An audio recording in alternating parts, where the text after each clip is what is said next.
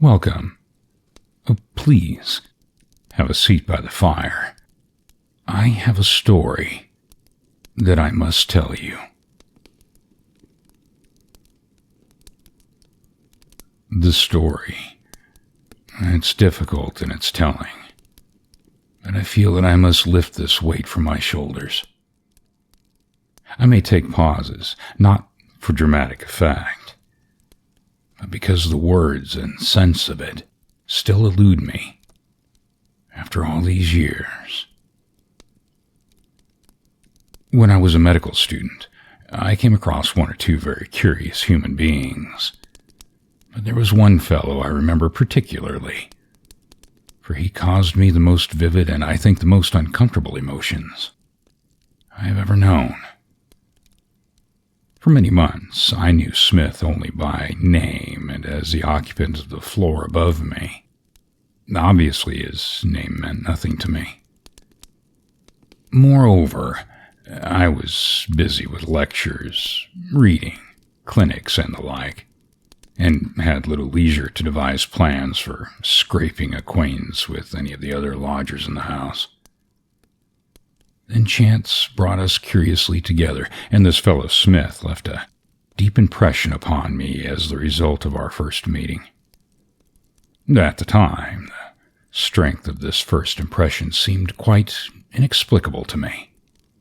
But looking back at the episode now from a standpoint of greater knowledge, I judge the fact to have been that he stirred my curiosity to an unusual degree, and at the same time awakened my sense of horror, whatever that may be in a medical student, but as deeply and permanently as was capable of being stirred in me. How he knew that I was interested in the study of languages was something I could never explain. But one day, quite unannounced, he came quietly into my room in the evening and asked me point blank if I knew enough Hebrew to help him in the pronunciation of certain words. He caught me along the line of least resistance, and I was greatly flattered to be able to give him the desired information, but it was only when he had thanked me and was gone that I realized I had been in the presence of an unusual individual. For the life of me, I could not quite seize and label the peculiarities of what I felt to be a very striking personality. But it was borne upon me that he was a man apart from his fellows, a mind that followed a line leading away from ordinary human intercourse and human interests, and into regions that left in his atmosphere something remote, rarefied, chilling. The moment he was gone, I became conscious of two things: an intense curiosity to know more about this man and what his real interests were, and secondly, the fact that my skin was crawling and that my hair had a tendency to rise. On looking back, I see a short, thick-set man of perhaps 45, with immense shoulders and small, slender hands.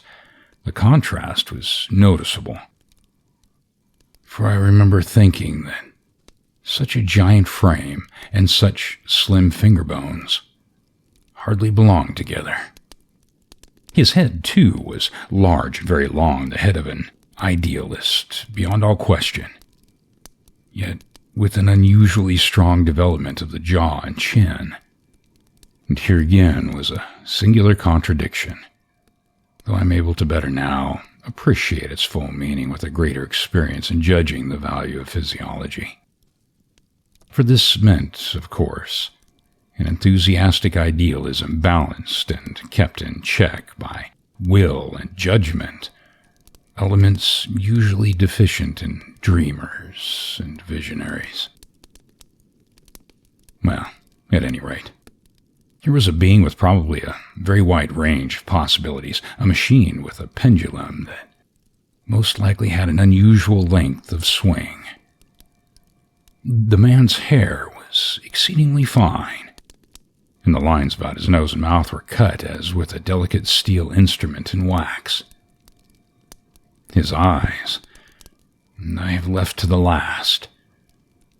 They were quite large, quite changeable, not in color only, but in character, size, and shape.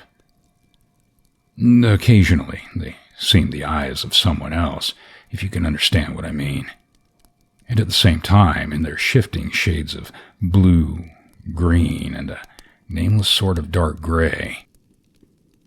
There was a sinister light in them that lent to the whole face an aspect almost alarming. Moreover, they were the most luminous optics I think I've ever seen in any human being. There then, at the risk of a wearisome description, is Smith as I saw him for the first time that winter's evening in my shabby student's room in Edinburgh. And yet, the real part of him I have left untouched, for it is both indescribable and ungettable. I have spoken already of an atmosphere of warning and aloofness he carried about with him. It is impossible to further analyze the series of little shocks his presence always communicated to my being. But there was that about him which made me instantly challenge in his presence every nerve and strain every sense. No, I don't mean that he deliberately suggested danger, but rather that he brought forces in his wake which automatically warned the nervous center of my system to be on their guard and alert. Since the days of my first acquaintance with the man, I have lived through other experiences and have seen much I cannot pretend to explain or understand. But so far in my life, I have only once come across a human being who suggested a disagreeable familiarity with unholy things, and who made me feel uncanny and creepy in his presence. And that unenviable individual was Mr. Smith. What his occupation was during the day, I never knew. I think he slept until sunset. No one ever saw him on the stairs, or heard him move in his room during the day. He was a creature of the shadows, who apparently preferred darkness to light. Our landlady either knew nothing or would say nothing. At any rate, she found no fault, and I have since wondered often by what magic this fellow was able to convert a common landlady of a common lodging house into a discreet and uncommunicative person. Well, this alone was a sign of a genius of some sort. He's been here with me for years, long before you come, and I don't interfere or ask questions of what doesn't concern me, as long as people pays their rent. Well, that was the only remark on the subject that I ever succeeded in winning from her, and it certainly told me nothing, nor gave me any encouragement to ask for further information. Examinations and the general excitement of a medical student's life, for a time, put Mr. Smith completely out of my head. For a long period, he did not call upon me again, and for my part, I felt no courage to return his unsolicited visit. Just then, however, there came a change in the fortune of those who controlled my very limited income, and I was obliged to give up my ground floor and move aloft to a more modest chamber on the top of the house. Here I was directly over Smith, and had to pass his door to reach my own. It so happened that about this time I was frequently called out at all hours of the night for the maternity cases which a fourth-year student takes at a certain period of his studies. And on returning from one of these visits at about 2 o'clock in the morning, I was surprised to hear the sound of voices as I passed his door. A peculiar sweet odor, not unlike the smell of incense, penetrated into the passage. And I went upstairs very quietly, wondering what was going on there at this hour of the morning. And to my knowledge, Smith had never had visitors. And for a moment I hesitated outside the door with one foot on the stairs. All my interest in this strange man revived. My curiosity rose to a point not far from action. Well, at last I might learn something of the habits of this lover of the night and the darkness. The sounds of the voices were plainly audible, Smith's predominating so much that I could never catch more than points of sound from the other, penetrating now and then the steady stream of his voice. Not a single word reached me, at least not a word that I could understand, though the voice was loud and distinct, and it was only afterwards that I heard whispers that, well, he must have been speaking in a foreign language. Well, the sounds of footsteps, too, were equally distinct. The two persons were moving about the room, passing and repassing the door. One of them a light, agile person, and the other ponderous and somewhat awkward. Well, Smith's voice went on incessantly with its odd, monotonous droning, loud and then soft, and as he crossed and recrossed the floor. The other person was also on the move, but in a different and less regular fashion, for I heard rapid steps that seemed to end sometimes in stumbling, and quick sudden movements that brought up with a violent lurching against the wall or furniture. As I listened to Smith's voice, I began to feel afraid. There was something in the sound that made me feel intuitively as he was in a tight place, and an impulse stirred faintly in me, very faintly. I admit, I went to knock at the door and inquire if he needed help. But long before the impulse could translate itself into an act, or even before it had begun properly to be weighed and considered by my mind, I heard a voice close beside me in the air, a sort of hushed whisper, which I am certain was Smith speaking. Though the sound did not seem to have come to me through the door, it was close to my very ear, as though he stood beside me, and it gave me such a start that I clutched the banister to save myself from stepping backwards and making a clatter on the stairs. "There is nothing you can do to help me," it said to me distinctly, "and you would be much safer in your own room." I'm ashamed to this day of the pace at which I covered the flight of stairs in the darkness to the top floor, and of the shaking hand with which I lit my candles and bolted the door. But there it is, just as it happened. Well, this midnight episode, so odd and yet so trivial in itself, fired me with more curiosity than ever about my fellow lodger. It also made me connect him in my mind with a sense of fear and distrust. I never saw him, yet I was often and uncomfortably aware of his presence in the upper regions of that gloomy lodging house. Smith had his secret mode of life and mysterious pursuits somehow contrived to awaken in my being a line of reflection that disturbed my comfortable condition of ignorance. I never saw him, as I have said, and exchanged no sort of communication with him, yet it seemed to me that his mind was in contact with mine, and some of the strange forces of his atmosphere filtered through into my being and disturbed my equilibrium. Those upper floors became haunted for me after dark, and though outwardly our lives never came into contact, I became unwillingly involved in certain pursuits on which his mind was centered. I felt that he was somehow making use of me against my will, and by methods which passed my comprehension.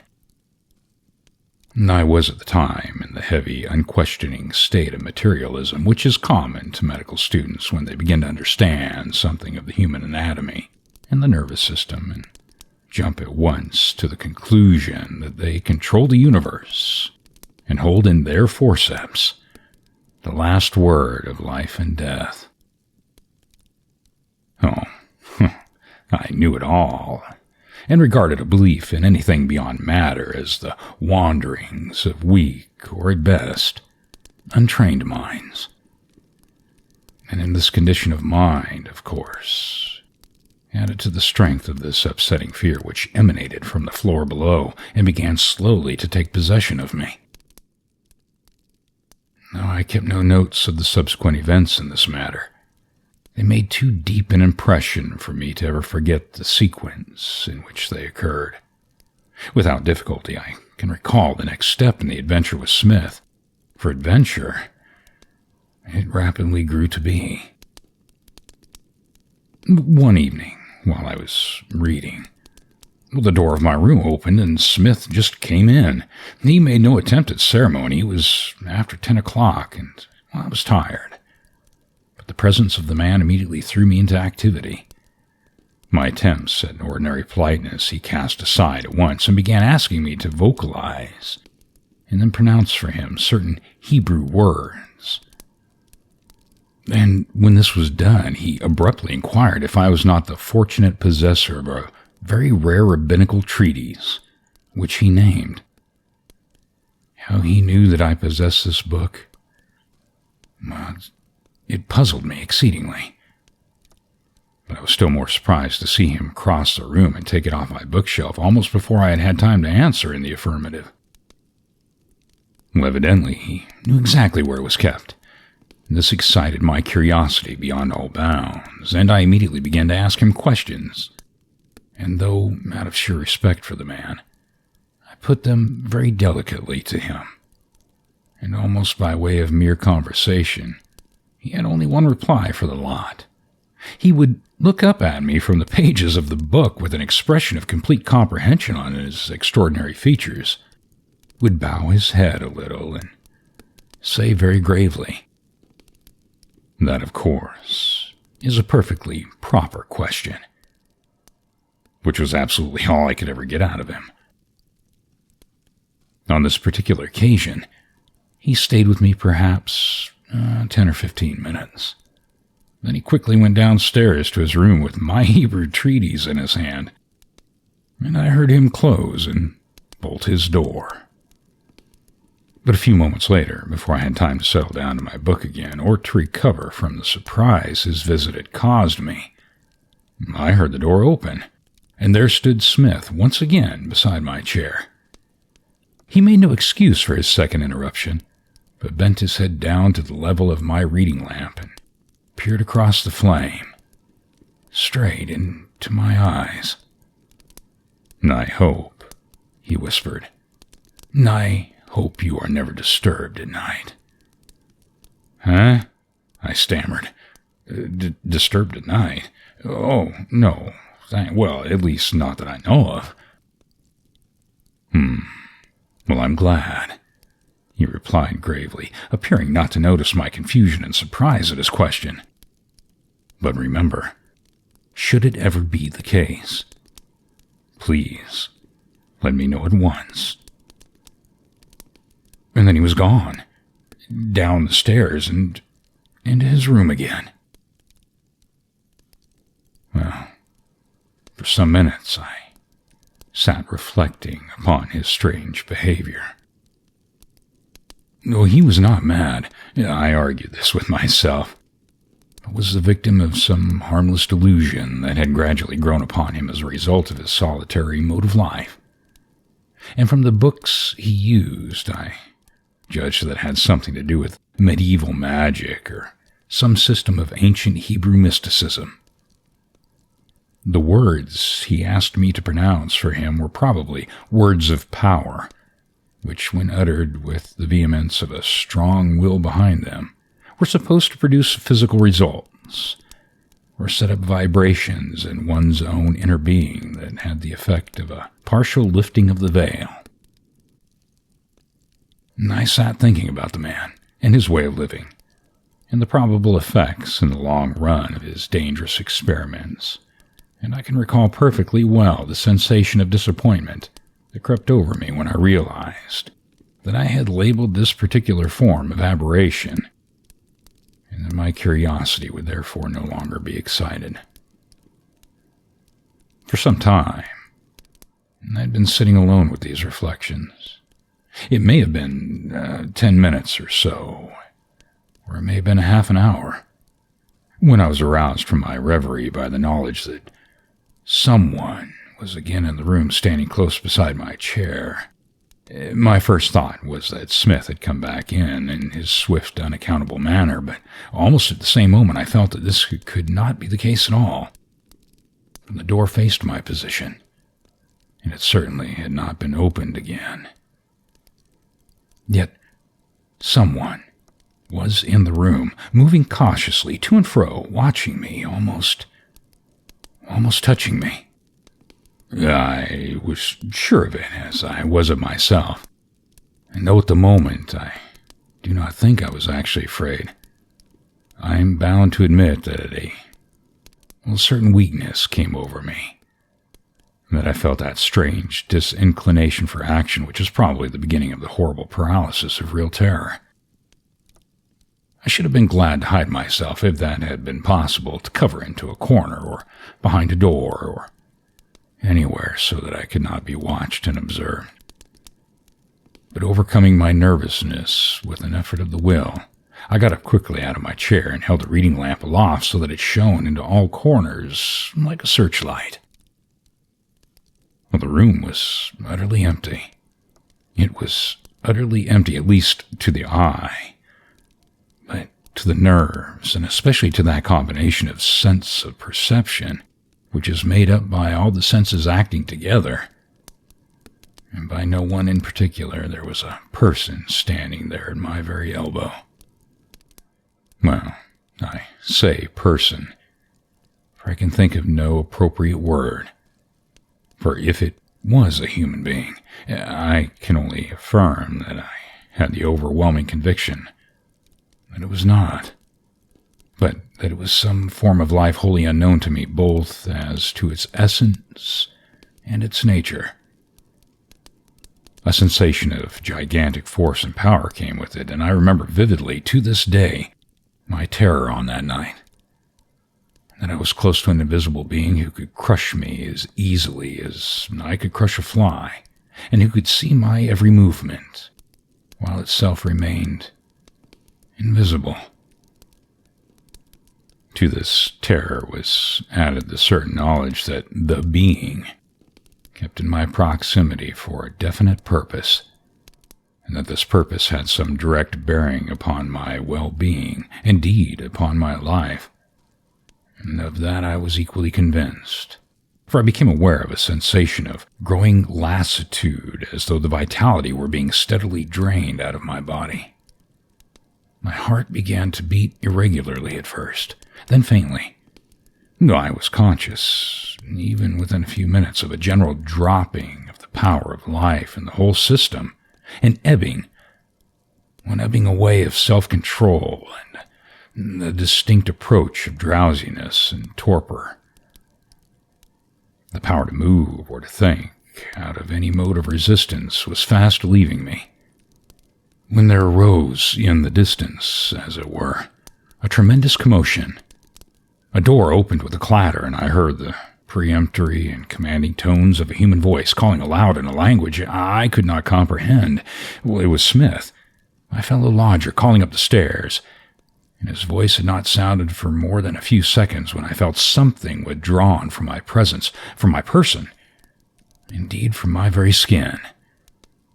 It seemed as if there was a rushing of air, and some large creature swept by me at about the level of my shoulders. Instantly the pressure on my heart was relieved, and the atmosphere seemed to resume its normal condition. Smith's door closed quietly downstairs, as I put the lamp down with trembling hands. What had happened, I do not know.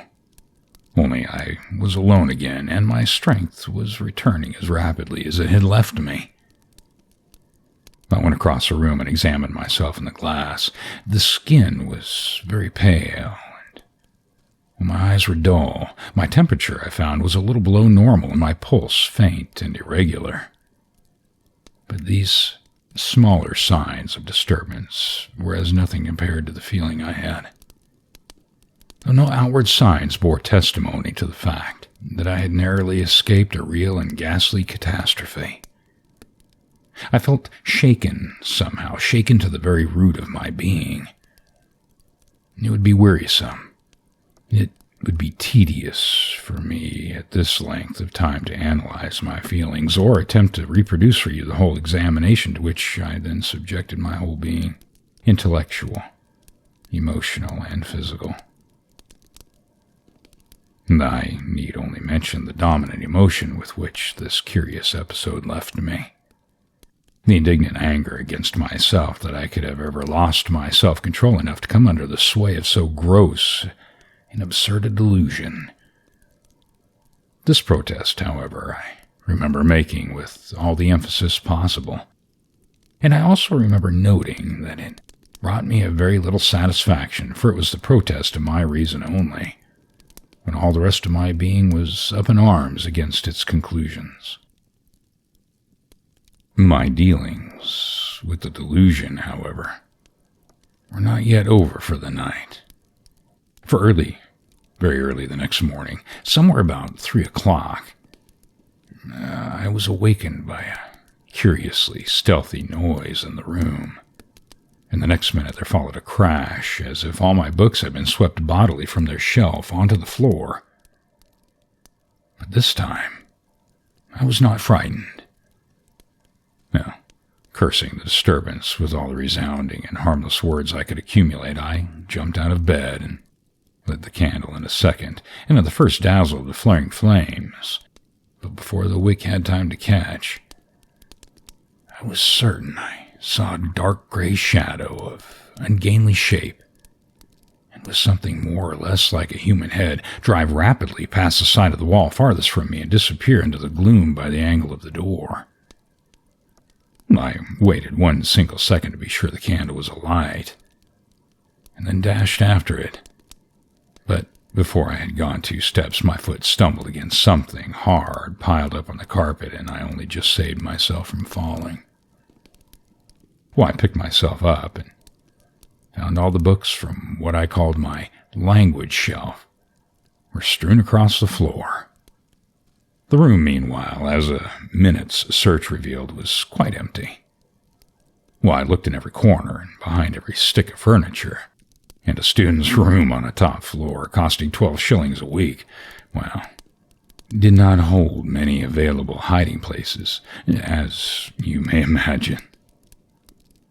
The crash, however, was explained. Some very practical and physical force had thrown the books from their resting place. That at least was all beyond any doubt.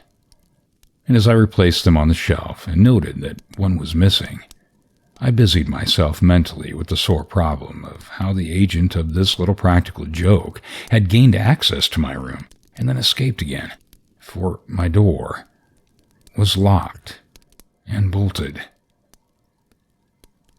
Smith's odd question as to whether I was disturbed in the night, and his warning injunction to let me know at once if this were the case, now, of course, returned to affect me as I stood there in the early morning, cold and shivering on the carpet. But I pondered at the same moment how impossible it would be for me to admit that a more than usually vivid nightmare could have any connection with himself. I would rather stand 100 of these mysterious visitations than consult such a man as to their possible cause. A knock at the door interrupted my reflections, and I gave a start that sent the candle grease flying. "Let me in," came in Smith's voice. I unlocked the door. He came in fully dressed. His face wore a curious pallor. It seemed to me to be under the skin and to shine through and almost make it luminous. His eyes were exceedingly bright. I was wondering what in the world to say to him, or how he would explain his visit at such an hour, when he closed the door behind him and came close to me. Uncomfortably close. "You should have called me at once," he said in his whispering voice, fixing his great eyes on my face. Well, I stammered something about an awful dream, but he ignored my remark utterly, and I caught his eye wandering, if any movement of those optics can be described as wandering, to the bookshelf. I watched him, unable to move my gaze from his person. The man fascinated me horribly for some reason. Why in the devil's name was he up and dressed at 3 a.m? How did he know anything had happened unusual in my room? Then his whisper began again. "It is your amazing vitality that causes you this annoyance," he said, shifting his eyes back to mine. I gasped. Something in his voice or manner turned my blood into ice. "That's the real attraction," he went on. "But if this continues, one of us will have to leave, you know." I positively could not find a word to say in reply. The channels of speech dried up within me. I simply stared and wondered what he would say next. I watched him in sort of a dream, as far as I can remember. He asked me to promise to call him sooner next time, and he began to walk around the room, uttering strange sounds and making signs with his arms and hands until he reached the door. And then he was gone in a second, and I had closed and locked the door behind him. Well, after this, the Smith adventure grew rapidly to a climax.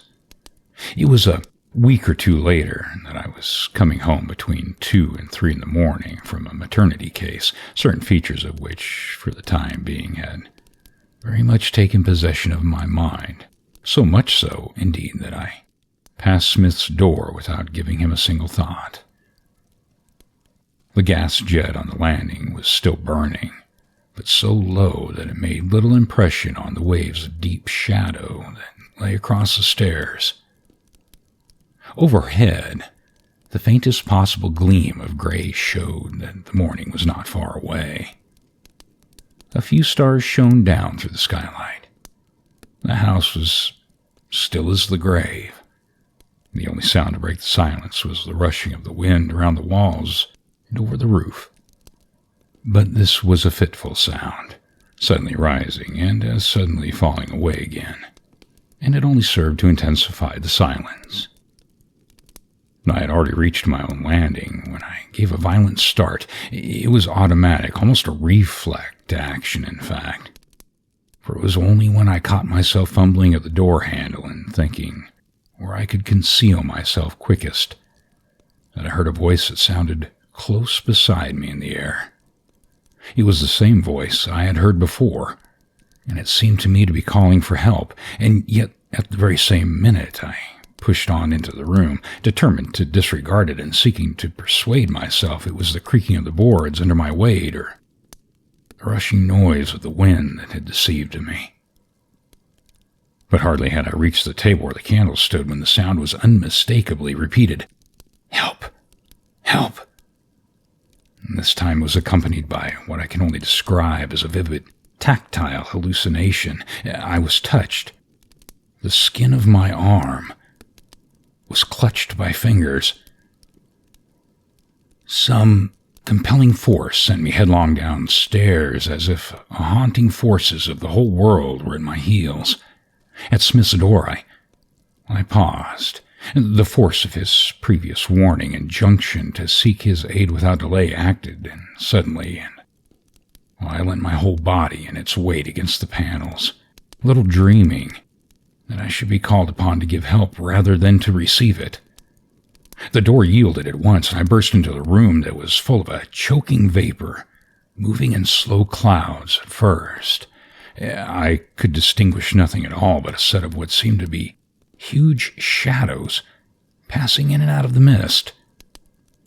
and gradually I perceived that a red lamp on the mantelpiece gave all the light there was, and that the room which I now entered for the first time was almost empty of furniture. The carpet was rolled back and piled in a heap in the corner, and upon the white boards of the floor I noticed a large circle drawn in black of some material that emitted a faint glowing light and was apparently smoking. Inside the circle, as well as at regular intervals outside, were curious-looking designs, also traced in the same black smoking substance. These too seemed to emit a feeble light of their own.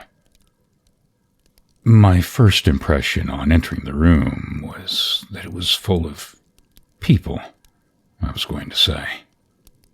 But that hardly expresses my meaning. Beings, oh, they certainly were.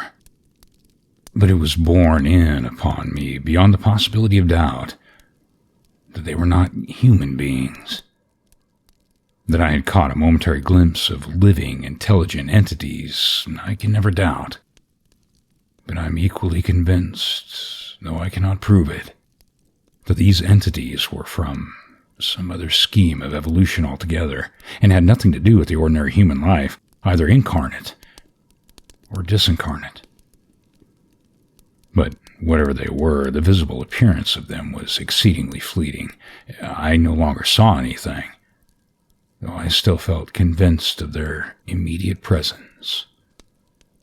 They were, moreover, of the same order of life as the visitant in my bedroom of a few nights before, and their proximity to my atmosphere in numbers, instead of singly as before, conveyed to my mind that something that was quite terrible and overwhelming was happening. I fell into a violent trembling, and the perspiration poured from my face in streams. They were in constant motion about me. They stood close to my side, moved behind me, brushed past my shoulders, stirred the hair on my forehead, and circled around me without ever actually touching me, yet always pressing closer and closer. Especially in the air just above my head, there seemed ceaseless movement, and it was accompanied by a confused noise and sighing that threatened every movement to become articulate in words. To my instant relief, however, I heard no distinct words, and the noise continued more like the rising and falling of the wind than anything else I could imagine. But the characteristic of these beings that impressed me most strongly at the time, and of which I have carried away the most permanent recollection, was that each one of them possessed what it seemed to be a vibrating center, which impelled it with tremendous force and caused a rapid whirling motion of the atmosphere as it passed me. The air was full in these little vortices of whirring, rotating force, and whenever one of them pressed me too closely, I felt as if the nerves in that particular portion of my body had been literally drawn out, absolutely depleted of vitality, and then immediately replaced. But replaced dead, flabby, and useless. And then suddenly, for the first time, my eyes fell upon Smith. He was crouching against the wall on my right in an attitude that was obviously defensive. And it was plain he was in extremities. The terror on his face was pitiable, but at the time there was another expression about the tightly clenched teeth and mouth, which showed that he had not lost all control of himself. He wore the most resolute expression I have ever seen on a human countenance, and though for the moment at a fearful disadvantage, he looked like a man who had confidence in himself and, in spite of the working of fear, was waiting his opportunity. Well, for my part, I was face to face with a situation so utterly beyond my knowledge and comprehension that I felt a helplessness as helpless as a child, and as useless. "Help me back! Quick, into that circle. I heard him half cry, half whisper to me across the moving vapors. My only value appears to have been that I was not afraid to act. Knowing nothing of the forces I was dealing with, I had no idea of the deadly perils at risk, and I sprang forward and caught him by the arm. He threw all his weight in my direction, and by our combined efforts, his body left the wall and lurched across the floor toward the circle. Instantly, there descended upon us out of the empty air of that smoke-laden room a force which I can only comprehend to be pushing, a driving power of a great wind, pent up within a narrow space. It was almost explosive in its effect, and it seemed to operate upon all parts of my body equally. It fell upon us with a rushing noise that filled my ears and made me think for a moment the very walls of the roof of the building had been torn asunder. Under its first blow, we staggered back against the wall, and I understood plainly that its purpose was to prevent us getting back into the circle in the middle of the floor. Pouring with perspiration and breathless, with every muscle strained to that very utmost, we at length managed to get to the edge of the circle. And at this moment, so great was the opposing force that I felt myself actually torn from Smith's arms, lifted from my feet, and twirled in the direction of the windows as if the wheel of some great machine had caught my clothes and was tearing me to destruction in its revolution. But even as I fell, bruised and breathless against the wall, I saw Smith firmly upon his feet in the circle and slowly rising again into an upright position. My eyes never left his figure once in the next few minutes. He drew himself up to his full height, his great shoulders squared themselves. His head was thrown back a little, and as I looked, I saw the expression on his face change swiftly from fear to one of absolute command. He looked steadily around the room, and then his voice began to vibrate, at first in a low tone, and it gradually rose till it assumed the same volume and intensity I had heard that night when he called up the stairs into my room. It was a curiously increasing sound, more like the swelling of an instrument than a human voice. And as it grew in power and filled the room, I became aware that a great change was being effected slowly and surely. The confusion of noise and rushing of air fell into the roll of a long, steady vibration, not unlike those caused by the deep pedals of an organ. The movements in the air became less violent. They grew decidedly weaker, and finally ceased altogether. The whispering and sighings became fainter and fainter, till at last I could not hear them at all.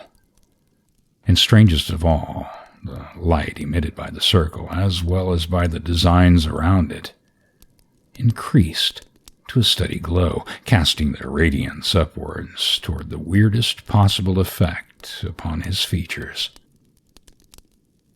Slowly, by the power of his voice, behind which lay undoubtedly a genuine knowledge of the occult manipulation of sound, this man dominated the forces that had escaped from their proper sphere, until at length the room was reduced to silence and perfect order again.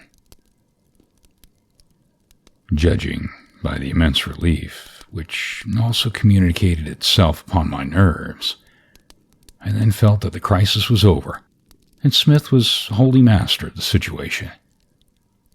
But hardly had I begun to congratulate myself upon this result, and to gather my scattered senses about me, when, uttering a loud cry, I saw him leap out of the circle and fling himself into the air, as it seemed to me, into the empty air. Then, even while holding my breath for dread of the crash that he was bound to come upon the floor, I saw him strike with a dull thud against a solid body in the air. In the next instant, he was wrestling with some ponderous thing that was absolutely invisible to me, and the room shook with the struggle. To and fro they swayed, sometimes lurching in one direction and sometimes in another, and always in horrible proximity to myself as I leaned, trembling against the wall, and watched the encounter. It lasted at most but a short minute or two, ending as suddenly as it had begun. Smith, with an unexpected movement, threw up his arms with a cry of relief. At the same instant, there was a wild, tearing shriek in the air beside me, and something rushed past us with a noise like the passage of a flock of big birds. Both windows rattled as if they would break away from their sashes, and a sense of emptiness and peace suddenly came over the room, and I knew it was all over. Smith, his face exceedingly white, but otherwise strangely composed, turned to me at once. "Oh, my God, if you had not come, you deflected the stream, broke it up," he whispered. "You saved me." I quite forgot how I got back to my own room. I only know that I lay with 2 lighted candles for the rest of the night, and the first thing I did in the morning was to let the landlady know I was leaving her house at the end of the week. Smith, well, he still has my rabbinical treatise. At least he did not return it to me at the time, and I've never seen him since to ask for it. If you like these stories, subscribe, like, and share, and don't forget to hit that notification bell for future stories. And as always, I thank you for taking the time to listen. The end.